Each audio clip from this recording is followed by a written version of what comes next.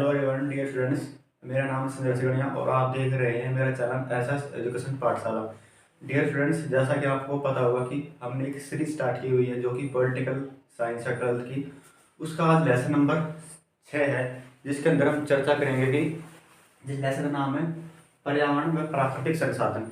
इस लेसन के अंदर चर्चा करेंगे कि जो वर्तमान दौर में पर्यावरण के सामने क्या क्या समस्याएं हैं और जो विभिन्न देशों के मध्य पर्यावरण को लेकर किस प्रकार राजनीति होती है, किस प्रकार पानी को लेकर राजनीति होती है, किस प्रकार वायु प्रदूषण को लेकर राजनीति हो रही है। तो आज इस लेसन के अंदर इस ऊपर चर्चा करेंगे। मैं पहले आपको सबसे पहले बता देता हूँ कि इस लेसन के अंदर मुख्य रूप से हम किन किन बिंदुओं पर चर्चा करेंगे, जिससे कि आपको ये बात क्लियर रहे कि आप जो देख रहे हैं मैं आपको वही फालतू नहीं पढ़ा रहा, जिससे कहना आपका टाइम खराब होगा। आपको इस शुरू में पता चल जाएगा कि हम कौन कौन से क्वेश्चन पढ़ेंगे, कौन कौन से क्वेश्चन किस प्रकार से एग्जाम में पूछे जाते हैं।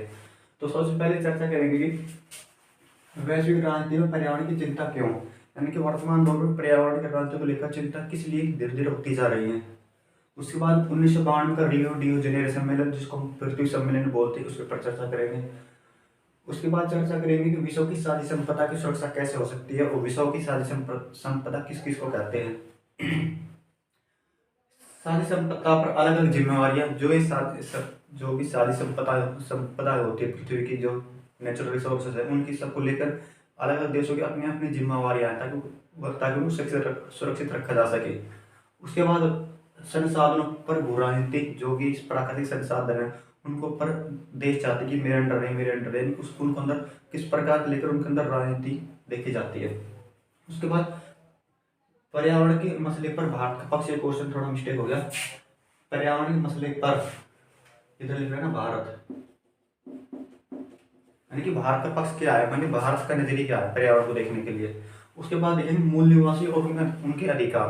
तो ये मैंने आपको जितने भी क्वेश्चन बता दिए ये एग्जाम में पूछे जा चुके हैं और आगे भी पूछे जाएंगे मुख्य रूप से।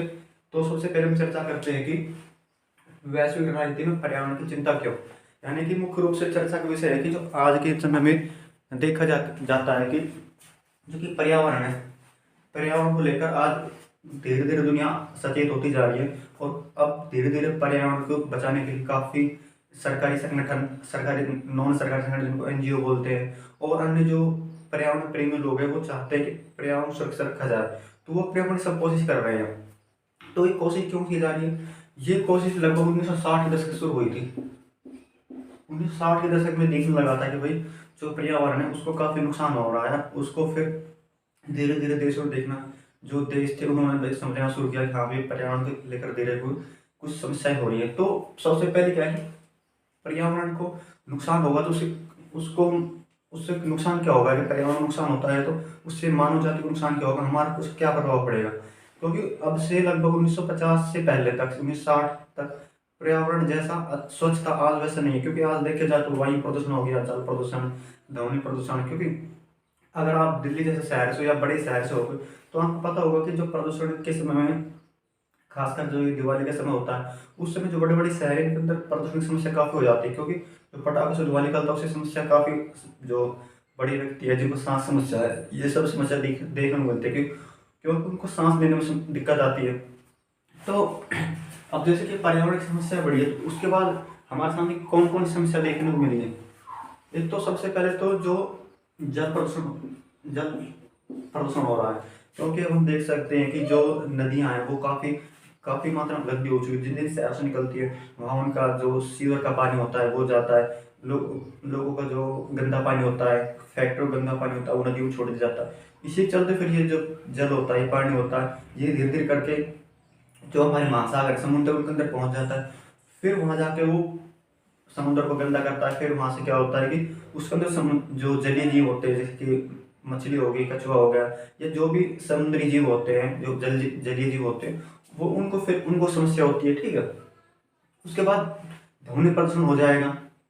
ठीक है, ये मृदा प्रदूषण हो जाएगा, यानी कि मिट्टी प्रदूषित हो रही है। फिर इसके अंदर क्या है कि जैसे जैसे जनसंख्या बढ़ी है, जैसे जैसे जो कि दुनिया है विश्व जनसंख्या बढ़ रही है, तो उससे क्या है कि जो हमारी जो पृथ्वी है पृथ्वी के ऊपर दबाव बढ़ रहा है कि वो जनसंख्या को संभाले, यानी कि अब क्या है कि जनसंख्या तो मतलब आज से 100 साल पहले जनसंख्या काफी कम थी, लेकिन अब जनसंख्या काफी बढ़ चुकी है। तो जो पृथ्वी है उसके ऊपर दबाव बढ़ चुका है कि वो सबको उनको पालने के लिए जो कि हम खाद्यान्न पैदा करते हैं वो अधिक मात्रा में पैदा करते हैं। उसके लिए क्या है कि फिर हम उसके अंदर अलग अलग खाद डालते हैं, अलग अलग दवाइयाँ बीज वगैरह बीज डालते हैं अच्छी क्वालिटी के। लेकिन जो खाद डालते हैं हरी खाद के अलावा, ठीक है, जो यूरिया वगैरह होता है, उससे क्या है कि जो मृदा खराब होती है, इससे मृदा प्रदूषण का, मिट्टी प्रदूषित होती है। ठीक, यानी कि जो ये समस्या होती है इससे पूरी दुनिया परेशान हो रही है, क्योंकि ध्वनि प्रदूषण हो गया, और मुख्य रूप से जो कि वायु प्रदूषण होता है, कि जो कि वायु प्रदूषण है, वायु प्रदूषण काफी देखा जाता है, क्योंकि अब काफी उद्योग स्थापित हो चुके हैं इन 50-60 सालों में, उद्योग स्थापित हो चुके हैं। इन उद्योगों से जो धुआं निकलता है उससे पर्यावरण को काफी नुकसान होता है। उसके फिर क्या होता है कि जो ये धुआं निकलता है इससे ग्लोबल वार्मिंग, यानी कि जो विश्व ताप है, वैश्विक ताप हो जाएगा। जब वैश्विक ताप में वृद्धि हुई है, वैश्विक ताप में जो वृद्धि होगी, यानी कि जो पृथ्वी का तापमान जैसे जैसे बढ़ेगा, तो उससे क्या है कि आजकल जो पृथ्वी का तापमान बढ़ेगा, तो जो हमारे बर्फ बर्फ वगैरह जो बर्फ जमी हुई अंटार्कटिका महाद्वीप में, जिस जिस क्षेत्र में बर्फ है, ग्रीनलैंड वगैरह में, वो बर्फ पिघलेगी। तो उसके बाद क्या है कि जो समुद्र के किनारों से लगते हुए शहर है, या जो शहर ऐसा है कि समुद्र के अंदर ही बसा हुआ है, जैसे कि श्रीलंका है, तो जैसे जैसे बर्फ पिघलेगी, बर्फ समुद्र का लेवल बढ़ेगा, तो वो देश, उनके लिए समस्या क्या होगी, शहर जो देश होंगे समुद्र तक से लगते हुए, उनको डूबने की समस्या हो जाएगी। आज एक ऐसी समस्या होगी, श्रीलंका है उसका लगभग 20% हिस्सा तो समुद्र में डूब चुका है, क्योंकि ये समस्या क्या है, ये सब हो रही है पर्यावरण प्रदूषण के कारण ही। तो यानी कि ये है आज मुख्य रूप से जो पर्यावरण की जो प्रदूषण हो रहा है, ये मुख्य रूप से इनकी चिंता है, ठीक है। तो इसके बाद देखते हैं, फिर इसी को देखते हुए फिर जैसे ये तो सारी समस्या हो गई, फिर क्या है 1900 जैसे कि जो कि हमारे लोग आ गए हैं, जनता है, जिनने धीरे धीरे कर समझना शुरू किया, जो पर्यावरण प्रेमी लोग थे, जो वैज्ञानिक थे, या जो देश थे, जिन्होंने भाई अब समझा कि आप धीरे धीरे समस्या ज्यादा गहरी होती जा रही है। तो 1987 के अंदर रिपोर्ट आती है, जिसको बर्कलैंड रिपोर्ट बोलते हैं, बर्कलैंड रिपोर्ट। तो इसके अंदर भी इस बात चर्चा की जाती है कि अगर जिस प्रकार हम पर्यावरण के जो संसाधन को दोहन कर रहे हैं, उपयोग कर रहे हैं, या जिस प्रकार उद्योग बहुत तेजी से स्थापित हो रहे हैं, तो इसके चलते क्या है कि अगर ऐसे ही चलता रहा तो हमारी जो पृथ्वी है उसको काफी नुकसान होगा। तो यानी कि इस रिपोर्ट में कहा गया था कि हमें पर्यावरण को ध्यान देना जरूरी है, कि हम इस प्रकार उद्योग स्थापित करें जिससे पर्यावरण को नुकसान भी कम हो, और यानी कि सस्टेनेबल तरीके से, यानी कि उसका हम पर्यावरण इस प्रकार यूज करें, पर्यावरण के अंदर हम उसको नुकसान इस प्रकार पहुंचाएं कि जिसको हमें भी नुकसान नहीं हो, यानी कि एक लिमिट, सीमित मात्रा में पर्यावरण को ध्यान रखते हुए उद्योग स्थापित करें, कहने का तात्पर्य हो जाएगा।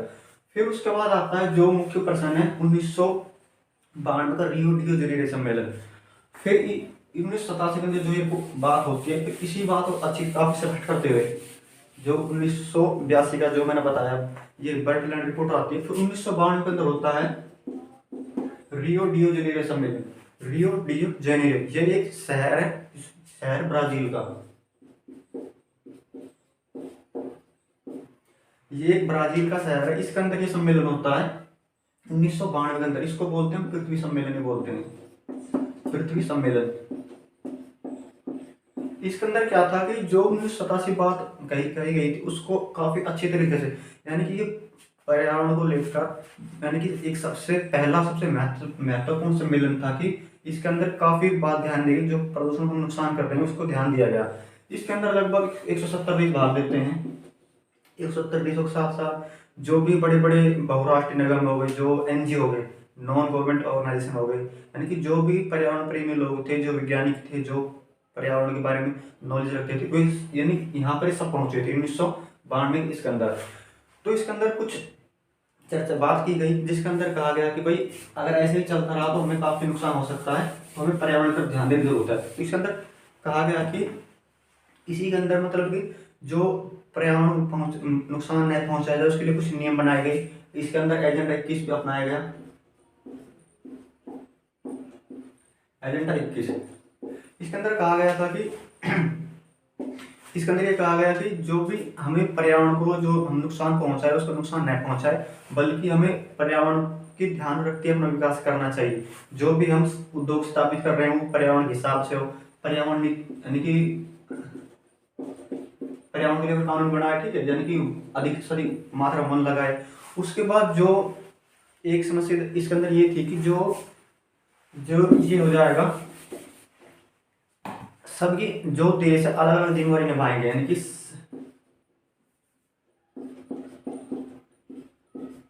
साझी संपदा और अलग अलग जिम्मेवारियां, ठीक है। अलग अलग जिम्मेवारी 1992 के जो एजेंडा 21 है इसके अंदर इसकी ये नियम आए थे। जो इसकी विशेषता इसी एजेंडा 21 की कहा गया था कि सभी साझी, यानी कि सबका उद्देश्य सबका सेम होगा, कॉमन होगा, लेकिन सबकी जिम्मेवारी अलग अलग होगी। अभी जिम्मेवारी अलग अलग कैसे होंगी, क्योंकि जो हम जो पृथ्वी को दो गोलार्ध में बांट देते हैं। एक तो हो जाता है, तो मान लो ये ऐसे पृथ्वी समझ लो इसको, तो इसके अंदर दो भाग बांटेंगे, उत्तरी हो जाएगा, ये हो जाएगा दक्षिण। तो जो ऊपर वाले देश हैं वो कम विकसित देश हैं। अगर देखें तो जो यूरोप का महाद्वीप सब कंप्लीट हो इसमें आ जाएगा। उत्तरी अमेरिका महाद्वीप, इसके अंदर अमेरिका देश, कनाडा वगैरह जो सब देश ये इसके अंदर आ जाएंगे। यानी कि काफी विकसित देश है। जो इसके दक्षिण गोलार्ध के अंदर देश है वे काफी गरीब देश है, यानी विकासशील देश है। अफ्रीका महाद्वीप पूरा दक्षिण दक्षिण गोलार्ध के अंदर आ जाता है, वो काफी गरीब है, ठीक है। इसके अंदर भारत भी आ जाता है, चाइना भी आ जाता है, ठीक है। तो ये देश काफी गरीब देश है, यानी कि अभी तो कुछ उभर रहे हैं लेकिन उस टाइम उस समय गरीब थे 1992 के दौरान। तो इसके अंदर कहा है कि जो देश विकसित हो चुके हैं, यानी कि जो देश इकोनॉमी अच्छी है, तो उनकी जिम्मेवारी अलग होगी, और जो दक्षिण के गरीब देश उनकी जिम्मेवारी अलग होगी। यानी कि जो उत्तर के देश है वे अपनी जिम्मेवारी ज्यादा निभाएंगे, और दक्षिण के जो देश है उनकी जिम्मेवारी थोड़ी कम होगी। यानी कि सबके उद्देश्य सबका सेम होगा, लेकिन जो जिम्मेवारी होंगी वो सबकी अलग अलग होगी। इसी के अंदर इसकी बात की गई थी। यानी कि इसी के अंदर कहा गया था कि जो उत्तरी गोलार्ध है, जो मैंने आपको बताया था, उत्तरी गोलार्ध और दक्षिणी, जो उत्तरी और दक्षिणी गोलार्ध है, इन दोनों गोलार्धों के देशों की जिम्मेवारी अलग अलग होगी, ठीक है। इसके अंदर ये और इसके अंदर कहा गया था कि जो जैव विविधता है, जैव विविधता 1992 की जो रियो डी जेनेरो सम्मेलन उसके अंदर जैव विविधता पर काफी चर्चा हुई। जैव विविधता क्या है कि जो एक क्षेत्र, जैसे कि एक क्षेत्र है, मान लो कोई भी एक क्षेत्र है, उसके अंदर वहाँ पशु पक्षी अनेक जनजाति रहती है। जंगल है तो उसके अंदर जंगल में अलग अलग प्रकार के पेड़ पौधे रहते हैं, तो यानी उसको बोलते हैं विविधता। लेकिन उस क्षेत्र के अंदर अलग अलग तरह के पशु पक्षी जंगली जानवर पाए जाते हैं। अगर अगर इस किसी जंगल में अगर एक भी पक्षी खत्म हो जाता है, तो अगर आपने सुना होगा कि जो पारिस्थितिक तंत्र होता है, जैसे कि आप इस बात को समझो, जो कि घास होती है, ठीक, घास को कौन खाएगा, मान लो बकरी खाएगी या गधा, जो भी घोड़ा खाएगा, ठीक है। तो उसके बाद जो घोड़ा होगा उसको कौन खाएगा, जो कि बकरी समझ लो, बकरी को बाघ खाता है, ठीक है, या हिरण मान लो।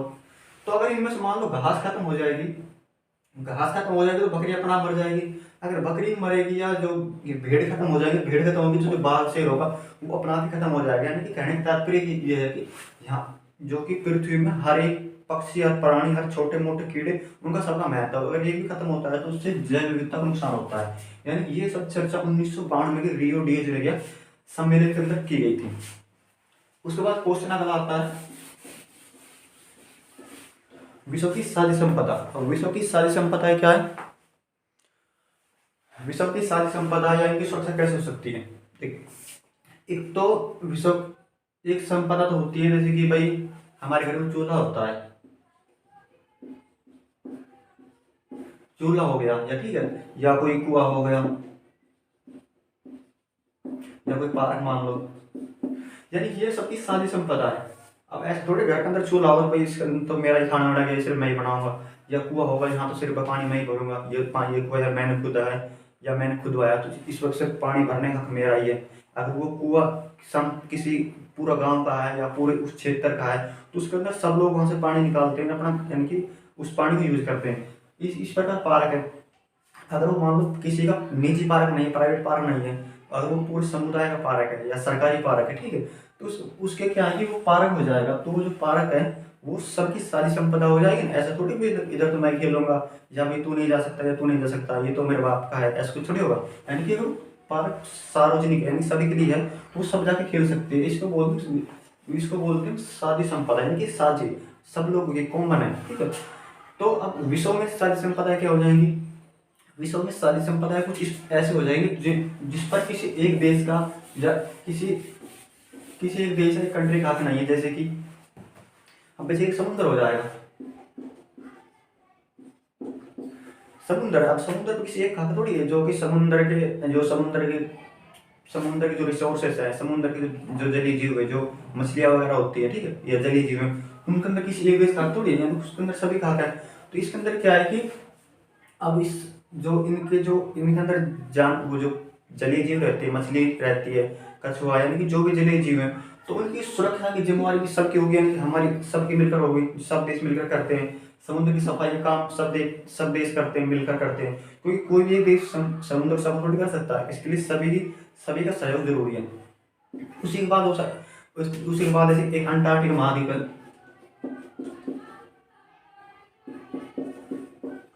अंटार्कटिका महाद्वीप जो कि जो पूर्ण रूप से बर्फ से घिरा हुआ, उस पर किसी एक देश की जो अधिकार थोड़ी उसे, यानी कि वो उस जो ये संपदा है, अंटार्कटिका जैसी संपदा है, ये पूरी दुनिया की संपदा है। तो एक बार यहाँ पे क्या हुआ कि 1980 के दशक के आसपास बात थी कि इसके अंदर देखा गया कि जो ग्लोबल वार्मिंग हो रही है, तापमान बढ़ रहा है, उसके अंदर क्या था कि इसके अंदर जो कि ओजोन परत होती है, जो ओजोन हमारे पृथ्वी के एक वायुमंडल में गैस होती है जिसको ओजोन गैस बोलते हैं, उसको ओजोन परत बोलते हैं, उसके अंटार्कटिका में देखा गया कि यहाँ पे परत, यानी कि ओजोन परत खत्म हो चुकी है। अब जब परत खत्म हो गई तो जो सूरज की किरणें होती हैं, ठीक है, तो वो सीधे जमीन पे आएंगी, तो जैसे हमारे त्वचा से टकराएंगी, तो इससे क्या कि त्वचा कैंसर होने की समस्या आती है। तो इसी को देखते हुए विश्व के जितने भी देश सभी ने अपनी अपनी कोशिश की कि भाई इसको जो इस ओजोन परत में छेद हो गया है, यानी कि छेद से मतलब ये है कि जो वो ओजोन गैस थी, वो जो गैस की लेयर होती है, वो वहां धीरे धीरे खत्म होती जा रही थी, उसको हम वो छेद बोलते हैं। तो उन्होंने कोशिश की कि भाई इसको कोशिश की जाए कि पर्यावरण जो प्रदूषण हो रहा है उसको कम किया जाए। प्रदूषण कम होगा तो ऑटोमेटिक वो भर जाएगा वो, लेकिन अब वो अभी वर्तमान दौर में भर चुकी है, अभी नहीं है, वो ओजोन क्षेत्र खत्म हो चुका है। तो ये सारी विश्व की सारी संपदा है, इनका हम सारी सुरक्षा कर देंगे, ठीक है। ये सारा हो गया विश्व की सारी संपदा है, इनकी सुरक्षा। नेक्स्ट क्वेश्चन हो जाएगा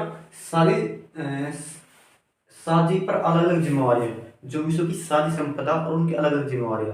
अभी मैंने आपको बताया कि साझी संपदा क्या हो जाएगी, तो मैं बताता हूँ आपको अलग अलग जिम्मेवारियां।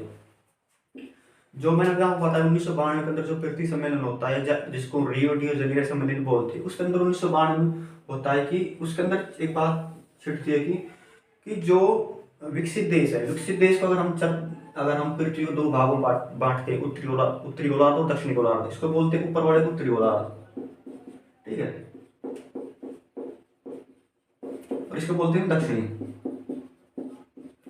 अगर आपने वर्ल्ड का मैप कभी अच्छी तरीके से देखा होगा तो आप इसको बहुत कॉमन बात हम समझ पाएंगे कि अगर हम पृथ्वी को दो भागों में बांट देते, उत्तरी गोलार्ध और दक्षिणी गोलार्ध में, जो भी विकसित देश है वो सारे उत्तरी गोलार्ध में देखे जाते हैं। उत्तरी गोलार्ध वाले कौन से हो जाएंगे, जैसे कि यूरोप के जितने भी बड़े देश, यूरोप महाद्वीप पूरा उत्तरी गोलार्ध के अंदर आता है। अमेरिका महाद्वीप के अंदर बड़े बड़े उत्तरी अमेरिका महाद्वीप है, उसके अंदर जैसे देश आते हैं, अमेरिका हो गया, उसके बाद कनाडा वगैरह देश होगा। इसके अंदर यूरोप के अंदर इंग्लैंड, फ्रांस, जर्मनी, बेल्जियम, ये सब जो ये देश आते हैं यूरोप के अंदर, ये सारे उत्तरी गोलार्ध में, ये सारे विकसित देश हैं। विकसित देश क्योंकि ये बहुत काफी पहले समय से विकसित हो चुके हैं, क्योंकि इनके अंदर तकनीकी टेक्नोलॉजी सब कुछ अच्छी है, ये देश विकास कर चुके हैं। लेकिन जो दक्षिण के अंदर देश है, ये उनके पास, ये तो 1950 के बाद ये आजाद हुए थे, लेकिन अब ये देश इतना विकास नहीं कर पाए हैं।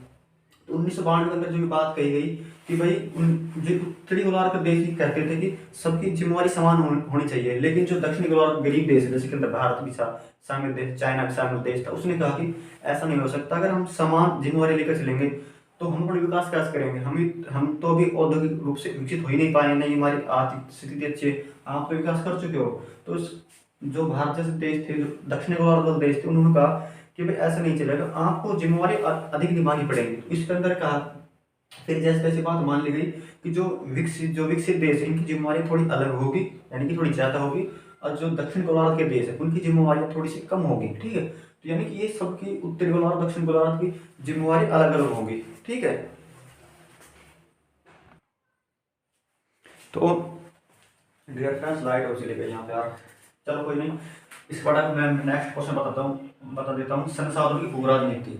संसाधनों की भू राजनीति तात्पर्य क्या है कि जो पृथ्वी का संसाधन है, अगर आप वर्तमान दौर में देखोगे तो जो देशों के बीच मुख्य लड़ाई है उस संसाधनों को अपने अंडर करने की है। जो भारत चाइना के बीच कभी खींचतानी चलती है, जो चाइना जो जो चाइना के अंदर जो समुद्री तट है, ठीक है, उसके अंदर भी लड़ाई चलती रहती है। और जो पृथ्वी के अंदर रिसोर्सेज, जो पेट्रोलियम है, कोयला है, सोना चांदी, जितने भी ये हैं, जो प्राकृतिक संसाधन है, जो प्राकृतिक रिसोर्सेज है, प्राकृतिक पदार्थ है, वो पूरी पृथ्वी पर समान रूप से हर देश के पास नहीं है, वो अलग अलग है। जैसे कि अगर हम पेट्रोलियम को देखेंगे तो वो कुछ कुछ देशों के पास ही है, जैसे कि सऊदी अरब, इराक, ईरान, ठीक है, रूस, इन देशों के पास ये पेट्रोलियम ज़्यादा मात्रा में है। तो सब चाहते हैं कि पेट्रोलियम है जो उसको अधिक मात्रा में हमारे अंडर आ जाए। कोई चाहता है कि जल जल अधिक मात्रा में हमारे अंडर आ जाए।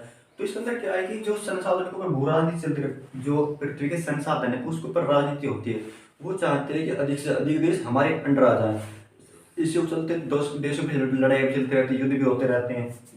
यानी कि युद्ध की जैसे स्थिति बन जाती है, युद्ध तो कभी नहीं हुए हैं, लेकिन पर आने वाले समय में संभावना है कि इसके ऊपर भी युद्ध हो जाएगी जल के बंटवारे को लेकर। जैसे कि अब देखो, इस बात को आप समझे कि सऊदी अरब है, सऊदी अरब के अंदर पेट्रोलियम बहुत अधिक मात्रा में, सऊदी अरब में दुनिया का सबसे अधिक मात्रा में पेट्रोलियम का उत्पादन करता है। दूसरे नंबर पर आता है इराक। और उसके बाद लेकिन सऊदी अरब में एक भी नदी नहीं है, यानी कि पानी की बहुत किल्लत है, वहाँ पानी बहुत कम है। तो वो चाहता है कि किसी भी तरीके से मुझे पानी मिल जाए, ठीक है। अगर उसे उससे उससे कहे कि भाई तो हम तुझे पानी दे देंगे, लेकिन तूने मान लो कोई इस क्षेत्र पर कब्जा करना होगा या इस क्षेत्र में लड़ाई करके हत्या ना हो, यानी कि अपने अपने कब्जे में करना होगा, तो लड़ाई कर देगा। यानी कि इस अभी समय में क्या है कि जो संसाधन के अंदर राजनीति राजनीति होती है, सब चाहते हैं कि मेरे अंडर आ जाए, ज़्यादा से ज़्यादा मेरे अंडर आ जाए। जिसकी प्राकृतिक गैस है, गैसें होती है जो, ठीक है, जैसे घरेलू गैस होती है, एलपीजी वगैरह, ये सब पृथ्वी के अंदर से निकलती है। लेकिन हाँ, भारत के पास भी नहीं है। जो पृथ्वी बहुत ज़्यादा पृथ्वी पर गैसें होती हैं जो बहुत अधिक मात्रा में, वो रूस के पास काफ़ी मात्रा में है। तो अब रूस यूरोप के देशों को सप्लाई करता है। यूरोप के अंदर इंग्लैंड, ब्रिटेन, फ्रांस, ये देश हो गए, ठीक है, जर्मनी वगैरह, इटली। तो इनके अंदर क्या है कि उसके पास अधिक मात्रा में, अगर वो उनको देना बंद ही कर देगा तो फिर उनको समस्या हो जाएगी। यानी कि जो देश जिनके करीबी देश, यानी कि जिन देशों के संबंध अच्छे हैं, वो उनको ज़्यादा देगा। जैसे कि भारत के संबंध सऊदी अरब सब देशों से काफ़ी अच्छे हैं, तो भारत को पेट्रोल आसानी दे देता। अगर सपोज करो भारत साथ लड़ाई हो जाए तो वो नहीं देगा, यानी कि उनको राजनीति हो जाती है। पर्यावरण, उसके बाद क्वेश्चन आ जाएगा, चलो अच्छी लाइट आ गई। उसके बाद क्वेश्चन आ जाएगा कि पर्यावरण के मसले पर भारत का पक्ष। तो जो ये क्वेश्चन है, पर्यावरण के जो मसले हो, भारत का पक्ष क्या है। क्योंकि भारत हमेशा ही जो अंतर्राष्ट्रीय जो समस्या होती है उनके अंदर अपना रवैया है काफ़ी अच्छा रखता है। वो चाहता है कि पूरी दुनिया मिल के रहे, साथ रहे। जैसे यूएनओ, मैंने आपको पहले बताया था, यूएनओ को स्थापना में भारत ने महत्वपूर्ण भूमिका निभाई। तो यानी कि जो भी अंतर्राष्ट्रीय सम्मेलन संगठन होते हैं उसके अंदर भारत अपनी अच्छी भूमिका निभाता है। तो इसके अंदर भी ऐसी हुई इस प्रकार की चर्चा पर्यावरण को लेकर भी। भारत जो पर्यावरण की समस्या है उनको लेकर काफ़ी सजग है, यानी कि चाहता है कि जो विषयों में पर्यावरण को नुकसान हो रहा है उसको थोड़ा अच्छी तरह से उसको समझ के और देखा जाए और जो उसको कंट्रोल किया जाए। तो 1900 मैंने आपको अभी बताया नहीं, 1997 के अंदर एक होता है क्योटो प्रोटोकॉल। 1900 क्योटो प्रोटोकॉल, यानी कि ये एक सम्मेलन होता है। क्योटो जापान का शहर है जिसको बोलते हैं, प्रोटोकॉल तो नियम हो जाएंगे, यानी कि जापानी क्योटो में शहर के अंदर कुछ नियम बनते हैं 1997 के अंदर। उसके अंदर कहा जाता है कि जो पृथ्वी के अंदर ग्रीन हाउस बढ़ रहा है, यानी कि जो पृथ्वी का तापमान बढ़ रहा है, जैसे कि मीथेन गैस होगी, कार्बन डाइऑक्साइड हो गई, क्लोरोफ्लोरोकार्बन, इनको इनको लेकर बातें हुई। तो इसके अंदर कहा गया था कि सब देश अपने अपनी समान जिम्मेवारी निभाएंगे, यानी कि सब बराबर कोशिश करेंगे। तो भारत ने उसका फिर विरोध किया। भारत ने विरोध इस वजह से किया कि क्योंकि भारत ने कहा भाई हम तो विकास अपना कर ही नहीं पाएंगे, अगर हम उद्योग कम लगाएंगे, ठीक है, तो हम विकास कैसे करेंगे, हम तकनीकी का यूज कैसे कर पाएंगे। तो उसको फिर भारत नहीं माना। फिर अंत 2002 में भारत ने क्योटो प्रोटोकॉल के नियमों को मान लिया, लेकिन कुछ उसके अंदर छूट दी गई भारत, चीन जैसे देशों को, जो विकासशील देश है।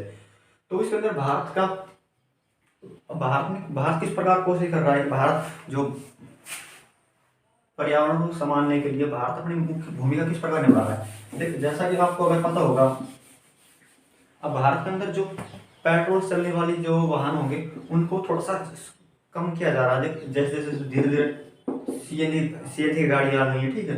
सीएनजी के बाद जो बायोडीजल है, बायोडीजल जैसे कि जो गन्ने गन्ने होते हैं उनकी जो छिलके वगैरह होते हैं उनसे बनता है, ठीक है। तो बायोडीजल प्रमोट किया जा रहा है। उसके बाद जो हमारे घरों के अंदर जो घरों के अंदर खाना खाना बनता है उसके अंदर हम जो यूज होती है वो, पहले अगर आप गाँव से होगे तो आपको पता होगा कि जो हम खाना बनाने में अधिकतर यूज करते हैं वो गाँव के अंदर एक चूल्हा यूज होता है। चूल्हे के अंदर लकड़ियाँ या उपले गोबर के उपले होते हैं, उनको यूज किया जाता है। उससे क्या है कि जब ये अधिक मात्रा में यूज जलते हैं तो उनसे कार्बन डाइऑक्साइड निकलता है, इससे पर्यावरण को नुकसान होता है। तो इसी के चलते सरकार ने जैसे उज्ज्वला योजना को लाया, ताकि हर एक गरीब व्यक्ति भी उसका यूज, सिलेंडर का यूज करके, और यानी कि सिलेंडर का यूज होगा तो जो प्रदूषण भी कम होगा। तो इसके अंदर यानी कि एलपीजी गैस इसको प्रमोट किया गया, ठीक है। इसी चलते जो इलेक्ट्रॉनिक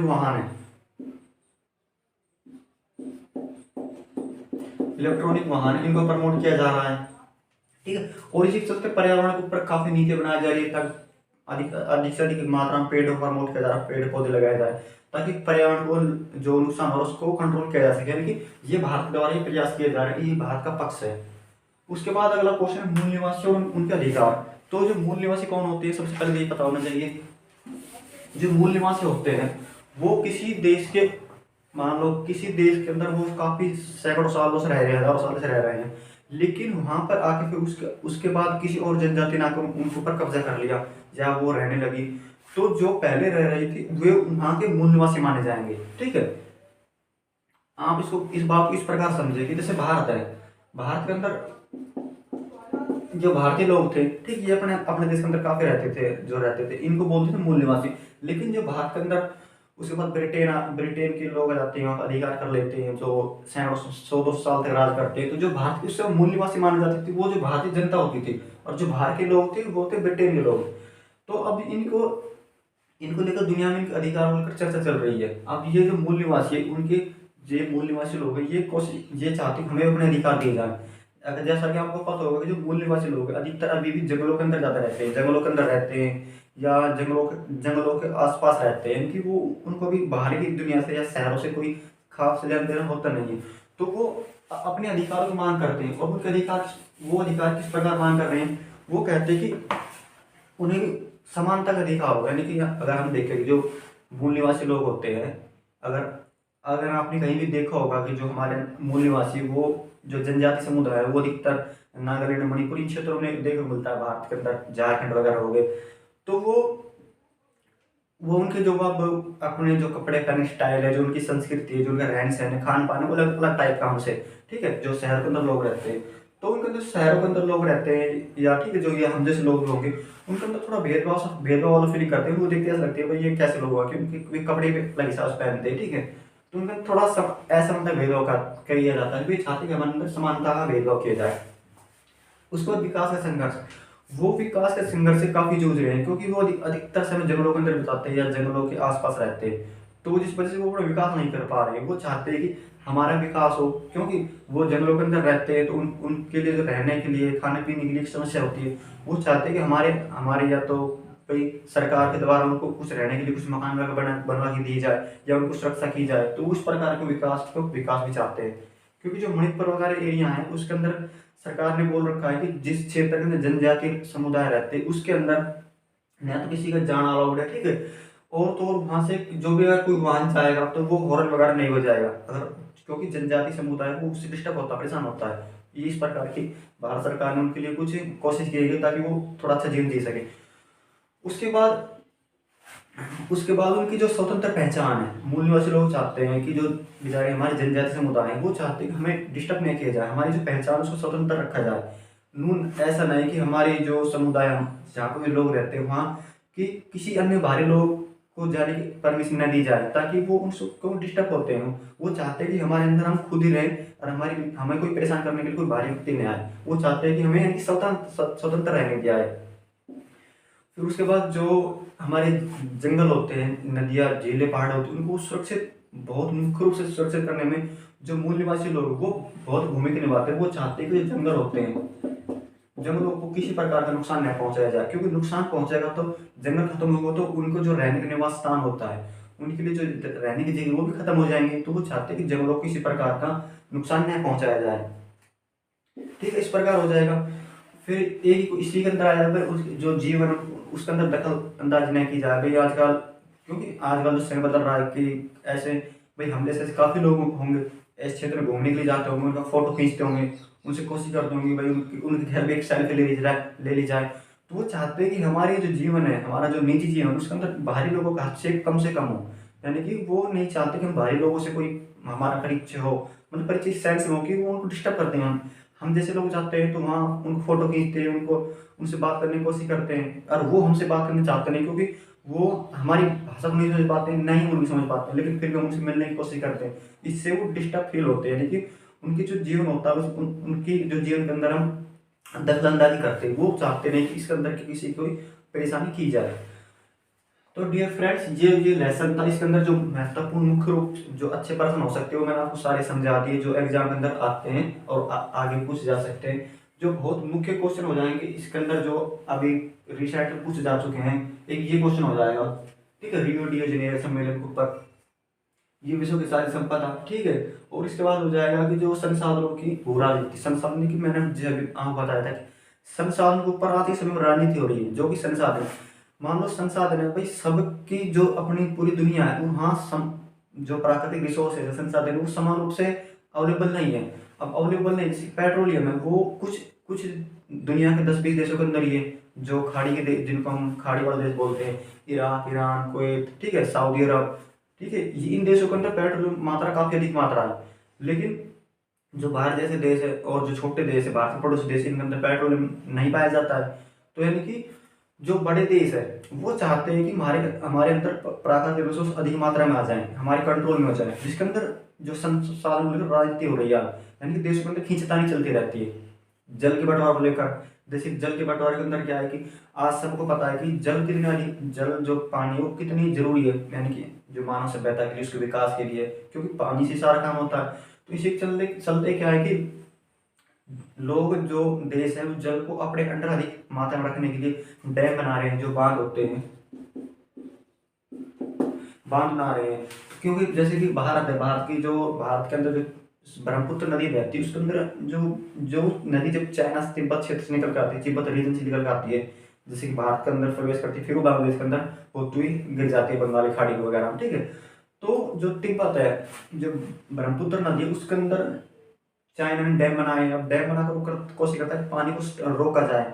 अब उसके अंदर जो भारत के अंदर पानी आता है तो भारत के अंदर कम मात्रा में पानी आएगा, उसके बाद बांग्लादेश में जाता है, बांग्लादेश में और कम पानी हो जाएगा। तो यानी कि वो चाहते हैं कि हमारे अंदर पानी आ, यानी कि हम उनको संसाधन को अपने अंदर रोक सके अधिक मात्रा में, जिससे कि राजनीति होती है, देशों के अंदर खींचतानी होती है, ये सारी संसाधन की भू राजनीति हो जाती है। तो डियर फ्रेंड्स, ये लेसन यहाँ पे होता है समाप्त। मिलते हैं किसी नेक्स्ट वीडियो के साथ, जो इसका अगला लेसन है वैश्वीकरण। इसके अंदर जो 12th की किताब है, 2 किताबें से पहली वाली कंप्लीट हो जाएगी, इसके बाद जब हम आपको अगला लेसन करवा देंगे वैश्वीकरण वाला या ग्लोबलाइजेशन वाला। तो मिलते हैं किसी नेक्स्ट वीडियो के साथ। वीडियो देखने के लिए थैंक यू। अगर आपको मेरे द्वारा समझाया गया, आपको लगता है कि मैं आपको अच्छे से समझा पा रहा हूँ, आप समझ पा रहे हो, तो प्लीज़ मेरे चैनल को सब्सक्राइब कर लें। वीडियो देखने के लिए थैंक यू। मिलते हैं किसी नेक्स्ट वीडियो के साथ।